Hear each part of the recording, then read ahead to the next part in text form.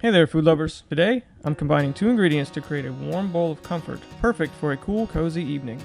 The two ingredients are pork shoulder and black beans. Slow cook the pork with the black beans and add in some additional amazing flavors. We might just have the perfect cup of soup. Let's get into it. I found this pork and black bean soup recipe while paging through the Women's Day Everyday Dinners cookbook. It's a small, unassuming cookbook, but it's packed with excellent recipes, ready in about 30 minutes that are perfect for a busy weeknight. Be sure to check it out. I'll leave a link in the description below. Okay, let's start with our ingredients. We have 1 1/2 pound of pork shoulder, 6 cups of chicken broth, 1 red onion, 4 garlic cloves, 1 chipotle chili, 2 tablespoons of adobo sauce, 2 teaspoons of cumin, 1 pound of dried black beans, and salt and pepper to taste. For the onion, dice it small.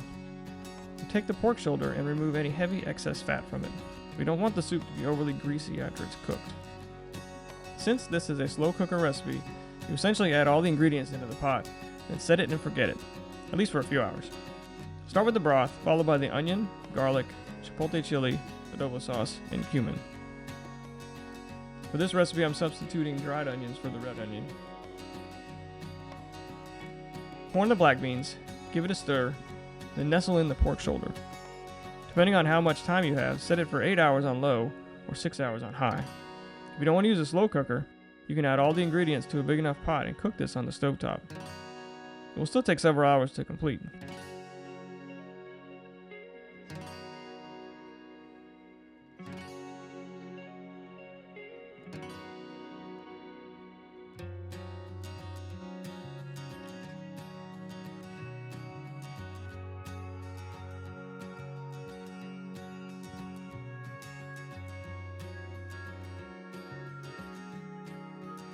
Also, any slow cooker or crock pot will work. It doesn't have to be a multi-purpose one like the one I'm using.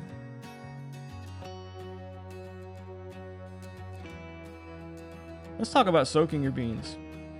For this recipe, you won't need to, as they will cook long enough to get soft. Soaking beans helps cut down the cooking time it takes to cook dried beans. If you want to soak your beans, place them in a bowl and cover them with water about an inch deep. Let them sit overnight. While the soup cooks, let's take a look at the history of the slow cooker, also referred to as a crock pot. The slow cooker or crock pot traces its history in America back to 1940, when the first patent for this type of kitchen equipment was issued. Before that, in the 19th century, Jewish families prepared for the Sabbath by taking a crock pot to the local bakery, placing it in the oven overnight to cook. These crock pots were filled with meats, beans, and vegetables that required hours of low and slow cooking. The man credited with the first patent was Irving Naxon. Irving was an electrical engineer and invented other items, such as the electric frying pan and the first lava lamp. He also invented the telesign, which was the precursor to the modern electronic news scrollers commonly seen in major cities. Specific to the crock pot, Irving came up with the idea as a way to avoid turning on the oven during the hot summer months. It wasn't until the 1950s before the first crock pot hit store shelves, and since then, it's been a staple in homes ever since. Now that it's been about 6 hours, take the pork out of the soup and transfer it to a bowl.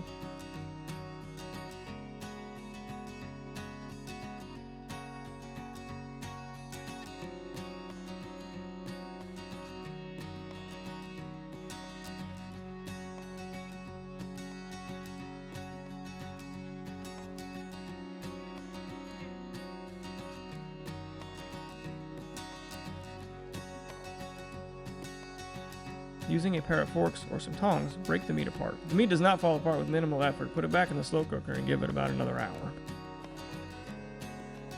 Then take a cup or two of the black bean soup and place it in the blender to puree.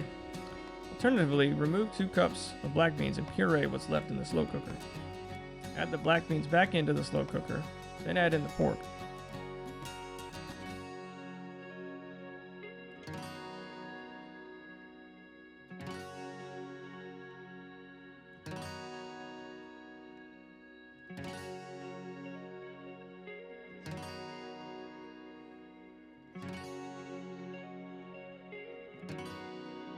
If the soup is a little thick to your liking, pour in a little more chicken stock until you get the consistency you want.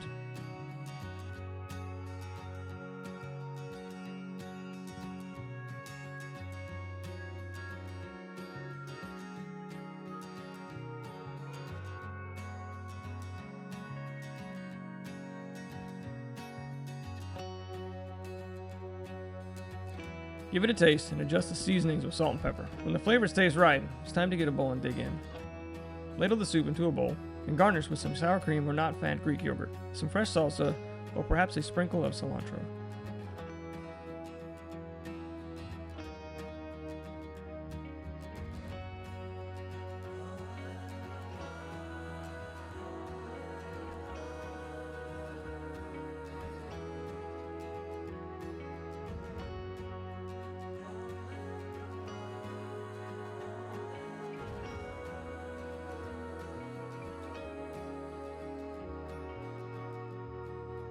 The nice thing about this recipe is it has plenty of flexibility. You can use leftover pork shoulder or pork butt, or even substitute shredded chicken. You can also substitute the dried black beans for canned. You just have to add them in near the end of the cooking time.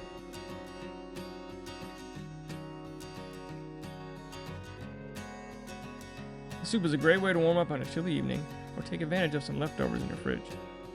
It comes together with minimal effort and is oh so satisfying. If you do make this recipe, I'd like to hear all about it in the comments section. And since you're here, I'd appreciate it if you like this video and subscribe to the channel. Thanks for watching. Until next time, keep cooking.